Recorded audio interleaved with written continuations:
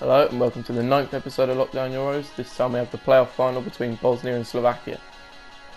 And our first game, obviously Gattuso will not be playing up front, but there's some cards in there that I've grown to hate, and one specifically this Werner. Although that Ozil is growing on me, I can't exactly say why. It might be, I think it's the fact that he seems to score a lot more, which is not really something that's in Ozil's game, and the fact that he has a weak shot power doesn't really seem to be apparent. And I don't know if this card specifically does, I haven't looked, but traditionally he hasn't got the hardest of shots on him. We get down the right with Visk here and you can see the ball that we play across the Hamzik, and luckily for us he does rattle the post. We come forward again with Hamzik into the feet of Dzeko, can't quite squeeze it past the keeper there. He picks up in his own box, one long ball to Ozil. You can see the run he's making, but he's not tracked by Skriniar or the Kacic.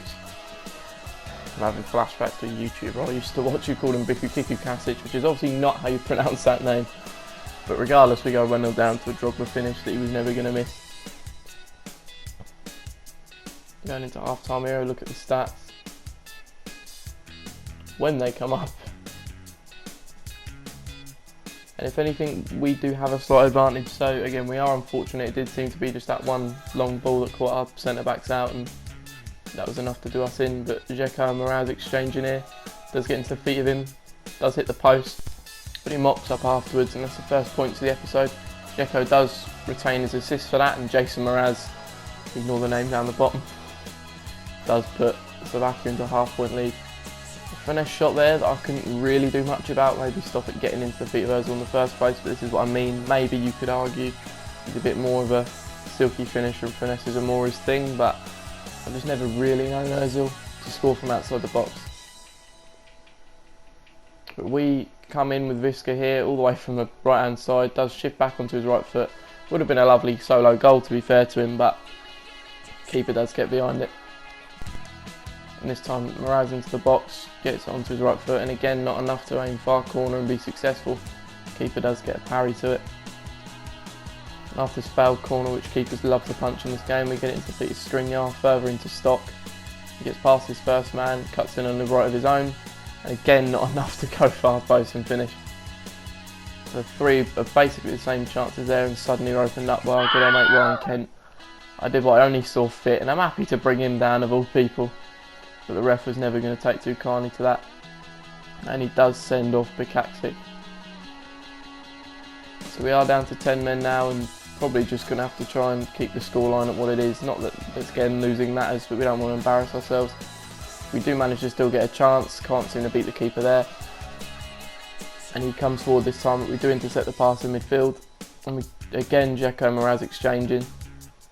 Gets it back to Mraz, who does have to tackle into the feet of Pjanic. A good, I was going to say good little finish, but even he now wants to score off his own rebound off the post. And again, you do retain the assist. I think it's because nobody got in the way of it between him passing it to Pjanic and Pjanic scoring, besides a post which isn't a person.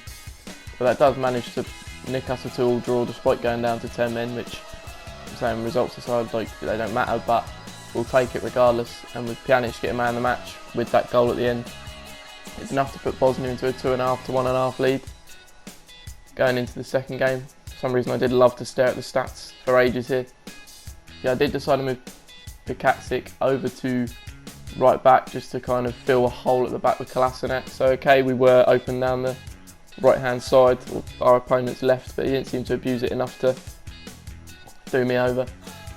An interesting team here. I imagine it was an objective, and that objective is the, I believe, 9 Bundesliga players in a team for the new icon swaps that have just come out. He starts the game by getting down the right with Sancho. He can't stop the pullback. I think I've done enough to stop the shot though, but the shot goes through regardless and hits our back of the net. And early on we are 1-0 down. And then coming down the left this time, he's also got our good mate Ozil. Getting to the feet of Sancho, but a solid save from Dubravka. But again he comes forward, there's a bit of an onslaught at the moment, straight through the middle, straight into the feet of Werner. And again Dubravka does save our blushes. So it just keeps coming. Sancho back down the right this time. A similar recipe to the first one, does get the pullback he's looking for, and Yunus Mali does get a first time finish. A rare chance for us now. Dzeko trying to enter the box if he can, does get into the feet of Mraz, does just about squeeze back through to Dzeko, I think he might be able to finish that on his left, but it wasn't to be. Does go maybe a yard or so wide of the post. So Hamsik breaking through the middle here into feet of Mraz, and again he's exchanging with Dzeko. These two did exchange quite well despite the lack of pace to try and pass our way through. And there it is. Pulled one back, and it does extend Bosnia's lead to 1.5 points. Almost hitting the halfway mark for themselves. But speaking of halfway marks, there's the halfway mark of the game. He has kind of essentially doubled our shots, so I think the 2-1 kind of makes sense. And you saw from the highlights early on, we were facing a bit of an onslaught. We are heading our way back into this game as we come through with Hamsik here, and a lovely little finish from him. Again, a goal made and scored in Slovakia to even up the scores at 3.5. And with this now being full time, we look to the highest match rated player to see who can take a half-point lead. Also, I thought, as he does get a ball into the feet of Fernandez, who literally, when watching the replay, having cut the clip, I still believe he's offside, and I don't really understand how it was allowed. Even at the time, remembering the game, I'm thinking like, well, that's getting disallowed, right? It wasn't. But again, luckily the losing doesn't matter too much. But man of the match does go to Mraz, as he does set up both our goals in that game, giving Slovakia, I believe, their first lead of the tie, and we just passed over the halfway mark there. Third game now. Some icons in there, Messi up front. Ismail Assar, which is a card I wanted to try at one point. I'm not too sure if I'll still bother to do that. I mean, he's a lot of coins, so it's not like a quick, oh, let's throw him in my team quick. But we get the first chance of the game here, I believe. As Stock heads down the left. And he was the new addition to this, well, the team this episode. As before, I believe Slovakia were playing in a 4-2-2 and Bosnia weren't. And we do manage to get it in the middle to Hamsik. And a nice finish past the keeper to give Slovakia what now looks like quite a dangerous lead all of a sudden, as they're only 2 points from victory and 2.5 away from Bosnia. He does equalise here with Leroy Sané, just to peg us back. And about halfway through the half here, we failed to get out of the box, but a cracking save from Dubravka. Almost dribble over our own goal line, but into the feet of Pekarik, down the left to Stock again, which is where our goal came from. Into the feet of Mraz, back to Stock. Just knock it further down the line to Mraz. We're getting closed down here by Boateng. Does manage to spin him. Back to Stock again. You can see Hamsik pulling up again, but this time it goes to Pjanic for the left foot finish past the keeper, and it does pull the lead only down to 2 now. But again, it is still progress towards the final number for Slovakia. It's looking like they may nick it here. I say nick it, there's no real like an absolute daylight robbery, but Ismail Assar does manage to get his head on that, and we are pegged back in the 35th minute. And after this corner going off the pitch, it will be half time. It's not a bad half. I mean, to score 2 and make a lot of progress in the match-up, solid. To not be behind is solid, but I believe both times we may have taken the lead to be pegged back. So from a actually wanting to win the game perspective, maybe a bit frustrating. The stats will show he's had more shots, but I never really felt endangered by him at the time. But Pjanic gets into defeat of Mraz here. Manages to spin, get a ball into Viska, but well saved by the keeper. The angle was closed down well by him. And he heads down the left with Sarna, who's always going to be dangerous to stop. Or he will just be dangerous and hard to stop, is probably what I meant to say. And we are lucky that he does fire that one wide. And we head down the left with Stock again, which seems to be our recipe for success this game. So we get it into feet of Mraz, but the shot is blocked. A poor throw out from the keeper, and we do win it back. Dzeko again into feet of Mraz, through to Hamsik. Well stopped again, and we can't quite get the rebounded header on that. And he tries to build through us now, but we do cut it out with Pjanic. Again down left to Stock, but moves centrally now to Hamsik. Dzeko does manage to cheese his way through if anything, but again well stopped. Can't seem to beat this keeper to win this game and potentially close off his tie.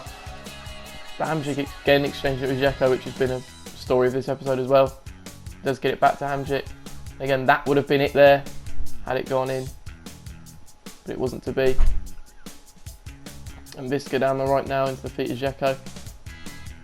Mraz trying to find an opening. Does see the run of Hamsik, gets it into him. Thinking again that's where it's going to end. But again, well stopped by the keeper. He's been a real... Well, he don't want this episode to end, it seems.